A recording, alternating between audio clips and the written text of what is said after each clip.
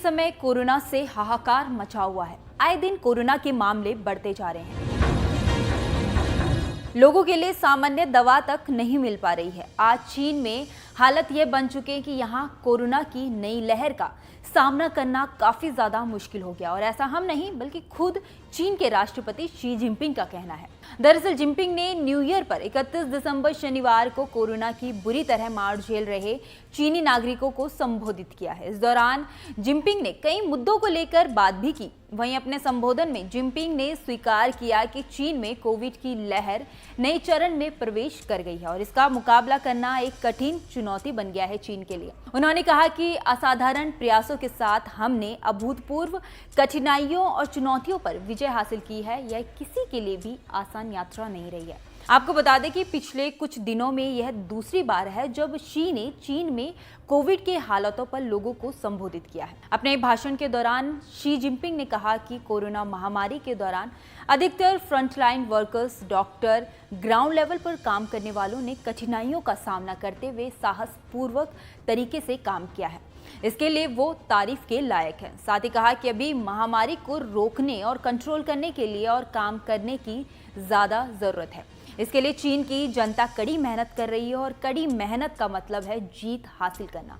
इसके लिए हमारे सामने उम्मीद की किरण भी है। हम जरूर जीत हासिल करेंगे। इस दौरान जिनपिंग ने लोगों को कोरोना की वजह से जिंदगी के प्रति सुरक्षा को लेकर एक नया आयाम भी दिया है। एक नए दौर में प्रवेश करने के साथ ही हमें अपनी सुरक्षा को लेकर ज्यादा सचेत होने की जरूरत है। जिनपिंग ने चीन की कोविड नीति के बारे में भी बात करते हुए बताया कि देश ने बड़े पैमाने पर जांच किया है। हमने जीरो कोविड पॉलिसी को भी खत्म कर दिया है।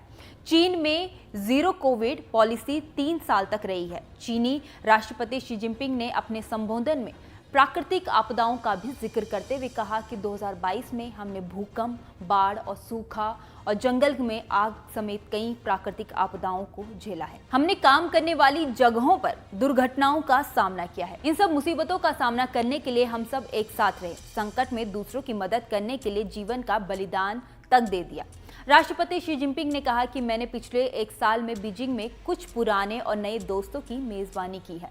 चीन के प्रस्तावों को दुनिया तक पहुंचाने के लिए विदेश यात्रा भी की है। हम शांति और विकास को महत्व देते हैं और दोस्ती और साझेदारी को महत्व देते हैं, जैसा कि हमने हमेशा ही किया है। इस बीच WHO की बार अपील के बाद चीन ने शुक्रवार को अपने अधिकारियों को वैश्विक स्वास्थ्य संस्था के विशेषज्ञों से बात करने की अनुमति भी दे दिया।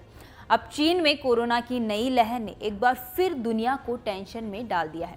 देखने वाली बात अब ये होगी कि चीन में कोरोना का कहर कब खत्म होता है और चीन में कोरोना की इस नई लहर का और देशों पर क्या असर पड़ता है।